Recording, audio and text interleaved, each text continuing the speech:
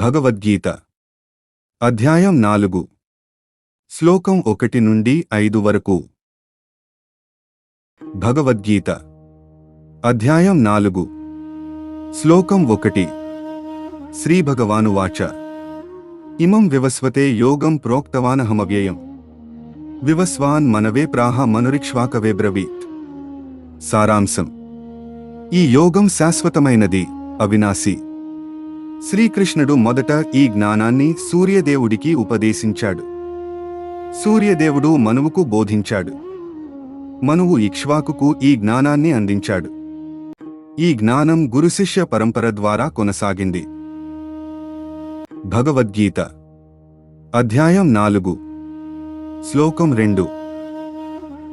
ఏవం పరంపరా ప్రాప్తమిమం రాజర్షయో విదున్హ సకాలేనేహ మహతా యోగో నష్టః పరంతప. సారాంశం: ఈ యోగ జ్ఞానం పరంపర ద్వారా అందింది. రాజర్షులు దీనిని అర్థం చేసుకుని ఆచరించారు. గురుశిష్య సంప్రదాయం ద్వారా ఇది కొనసాగింది. కాలక్రమేణా ఈ పరంపర విచ్ఛిన్నమైంది. అందువల్ల ఈ యోగ జ్ఞానం లుప్తమైంది. భగవద్గీత అధ్యాయం 4 శ్లోకం 3. స ఏవాయం మయా తేద్య యోగః ప్రోక్తః పురాతనః భక్తోసి మే సఖా చేతి రహస్యం హేతదుత్తమం. సారాంశం: ఇదే ఆ ప్రాచీన యోగం అని శ్రీకృష్ణుడు చెబుతున్నాడు. ఈరోజు అదే యోగాన్ని అర్జునునికి ఉపదేశిస్తున్నాడు. అర్జునుడు భక్తుడు మరియు స్నేహితుడు. ఈ జ్ఞానం అత్యున్నతమైన రహస్యం. భక్తులకు మాత్రమే ఈ దైవ జ్ఞానం వెల్లడవుతుంది. భగవద్గీత అధ్యాయం 4 శ్లోకం 4.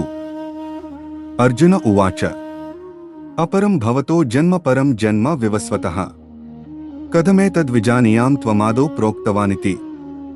సారాంశం: అర్జునుడు ఆశ్చర్యంతో ప్రశ్నించాడు.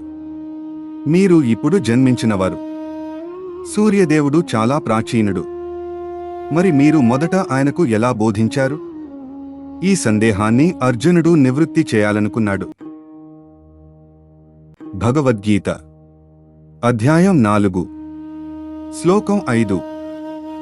శ్రీ భగవానువాచ బహూని మే వ్యతీతాని జన్మాని తవ చార్జున తాన్యహం వేద సర్వాణి నత్వం వేద్ధ పరంతప.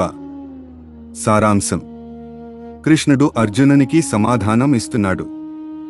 నాకు మరియు నీకు అనేక జన్మలు గడిచాయి. ఆ జన్మలన్నీ నాకు తెలుసు, కాని నీకు అవి తెలియవు. ఇది భగవంతుని దైవ స్వరూపాన్ని చూపిస్తుంది.